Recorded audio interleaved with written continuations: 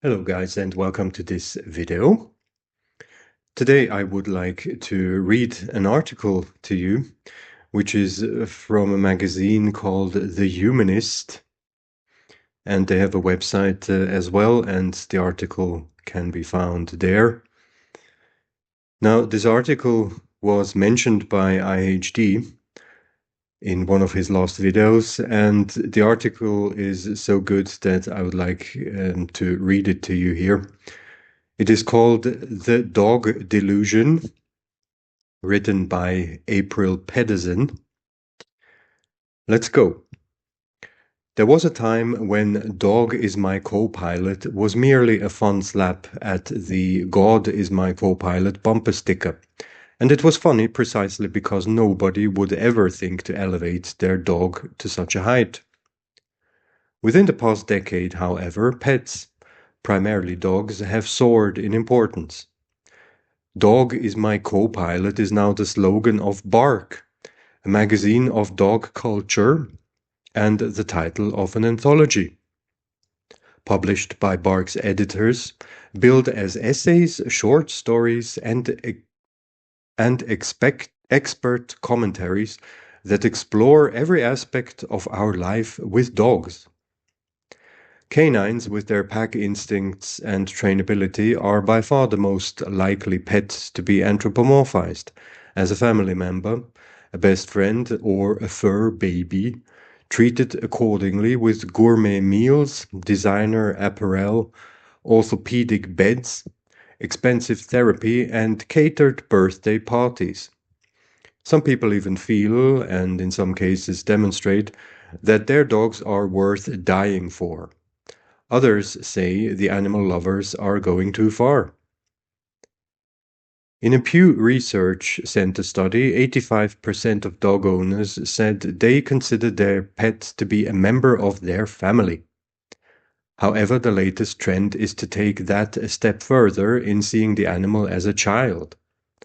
A company that sells pet health insurance policies has dubbed the last Sunday in April is Pet Parents' Day. Glance through magazines like Bark, Caesar's Way, courtesy of dog whisperer César Millán, and other mainstream publications, and the term pet parent crops up regularly. The "my dogs are my kids" crowd isn't being tongue-in-cheek either. They act on their beliefs, buying Christmas presents, photos with Santa, cosmetic surgery, and whatever it takes medical care for their animal. In fact, having a puppy, claimed one mother, is exactly the same in all ways as having a baby. And while pushing a dog around in a stroller would have gotten you directions to a mental health facility 20 years ago, today it's de rigueur to see a canine in a stroller, or a papoose, I don't really know what that is, and some passers-by are downright disappointed to discover a human infant inside. Who's to say what a pet's value is, aside from the purchase price? Shouldn't people be free to spend whatever they want on things for their dog? What real harm is there in believing one's schnauzer is a child who never grows up? The implications are more ridiculous and far-reaching than you might expect. Take the widely held notion that dogs give us unconditional love and non-judgmental loyalty. Praising dogs for being incapable of acting like bad people is not only junk logic, it turns the animal into an idealized, godlike version of ourselves, to be rewarded with all manner of pampering. How can the comparatively complex human being compete with creatures said to exude unwavering faithfulness, forgiveness, trust, love, and innocence? Pets are pegged as more loving, more pure, more giving, more devoted. They are implied to be our moral superiors for not stealing money, starting wars, or judging people by their physical appearance. They accept us for who we are, while we come across as scheming, judgmental malcontents who love on condition only. I have quite a collection of misanthropic utterances from dog lovers, most along the lines of, I'll take dogs over humans any day, and dogs love without having an agenda. It's no surprise that many dog lovers would rather be stranded on an island with a dog than with their spouse, or with any other person for that matter. Then there's the CEO who said he doesn't trust clients who don't have pets. How sadly similar to the religious who say they don't trust non-believers. Further undermining humans, dogs trained for various tasks are routinely referred to as soldiers, officers, actors, therapists, heroes, or athletes. But a police dog simply can't know the moral difference between a stash of cocaine and an old sock. One of the most absurd examples of anthropomorphism I've seen was a funeral for a drug-sniffing dog. The sheriff's department went all out with a motorcade, flag-draped casket, bagpipers playing Amazing Grace, a eulogy from a pastor, and a rose-adorned easel on which the dog's portrait rested. Officers from all across the western United States paid their respects, and the service received heavy local media coverage. All this for an animal that couldn't even grasp what a law was.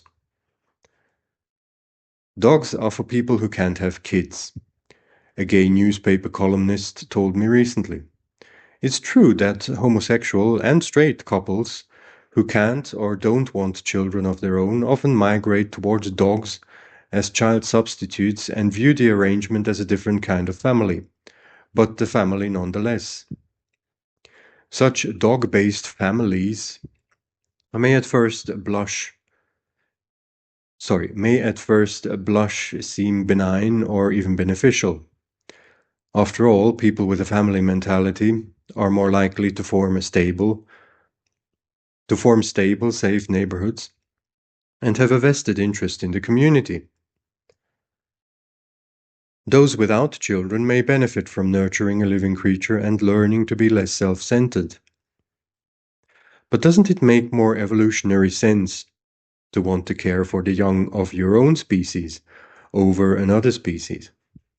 Couples without kids, for whatever reason, could still opt to be foster parents, mentors, or big brothers or big sisters to make a positive difference in a child's life instead of funneling all their concerns into dogs. And what about devoting one's time to saving endangered species of animals, whose survival also affects that of humans? Yet each day dogs gain more and more importance, protection, and access to realms once reserved for humans. Michigan is considering a bill that would allow pet care as a tax write-off. What's next? Dogs counted as residents in the US Census? This shift in the status of dogs hasn't gone unnoticed by animal rights advocates. Already 13 US cities have ordinances that ditch pet owner for pet guardian. The change is intended to be merely symbolic, its fans claim. If so, why make the effort? I worry it's a foot in the door to gradually desensitize society to the outlandish idea of pets being the equals of minor children.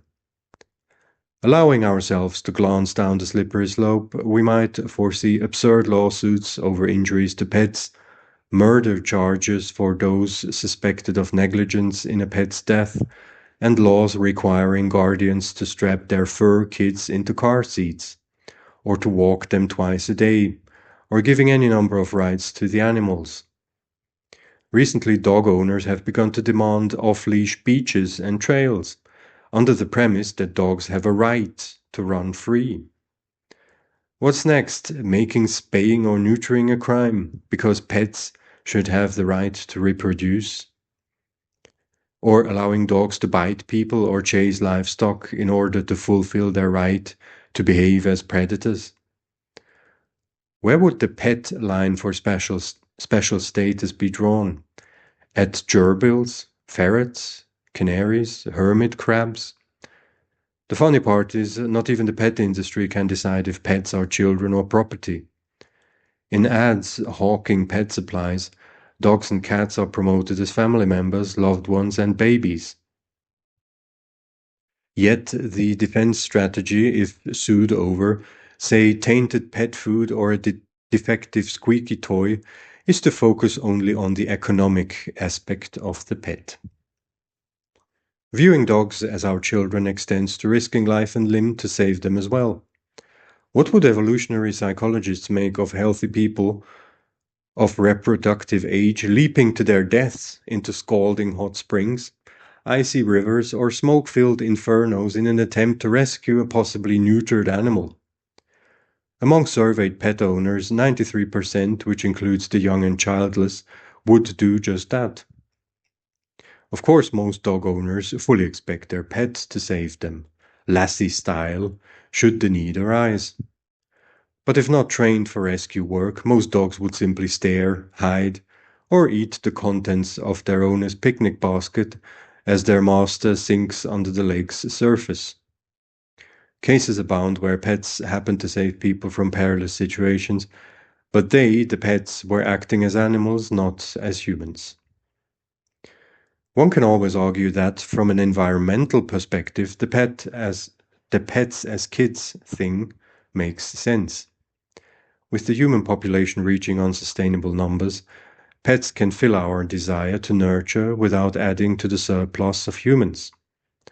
Even so, dogs still eat a lot and produce a lot of waste, which has to be cleaned up, unless the status lift requires potty training. And don't forget that dogs have to come from somewhere, and parents will show preferences for certain breeds. Puppy mills would be happy to meet the increased demand for dogs, if it can be considered ethical in the best of circumstances to take puppies away from their mothers and littermates and give them to another species to raise them. Interestingly, our popular pets, such as the domestic dog, play no balancing role in any ecosystem. They are human-developed and human-maintained. Even feral dogs prefer to hang around our villages, urban areas, and garbage dumps instead of returning to the woods to dance with wolves. And if too many people opted against having children in favor of pets, the result couldn't be good for economies. Children are the future workforce, consumers, voters, taxpayers, innovators, you name it. Let's outsmart dogs a little by cutting back on the over-the-top stuff. The dogs won't notice. Funds spent on a dog's blueberry facial or in-room canine massage at a swanky hotel, $130 an hour, are about as close to setting a pile of cash on fire in front of a destitute person as I can imagine. Ditto on buying a sweater for an animal covered in fur, or a carob-coated eclair for a scat eater, or personalized cookies for the species that can't read. That would be all species except us. Certainly dogs can't visualize themselves as Homo sapiens of any age, and are becoming obese and even ill-mannered at the hands of their besotted owners. It makes no sense whatsoever to pour so much time, money, and emotion into an animal whose main goal in life is to leave its scent on a tree. Think about it. How would you like to be a dog? To be unable to walk, write, or question? To look upon a masterpiece of art without an ounce of admiration, to gaze at the starry night without an iota of wonder, to see a book and have not the slightest inclination to open it, or stare without comprehension at a voting booth. It's fine to enjoy a pet. I've had several myself, including a cat that lived 18 years. When his kidneys failed, a $12,000 kidney transplant was off the radar. A case can be made that such surgery on an animal is unethical anyway, and I didn't consider him to be my son. This need not diminish pets. We can enjoy them for what they are, without the anthropomorphic delusion. Now, this was published in 2009, interestingly enough. And yeah, I mean, you can decide for yourself how smart April Pedersen was to foresee all the madness that we have today. Now, guys, thank you for listening. And don't forget, stay away from dogs. They're all assholes. You take care now, and goodbye.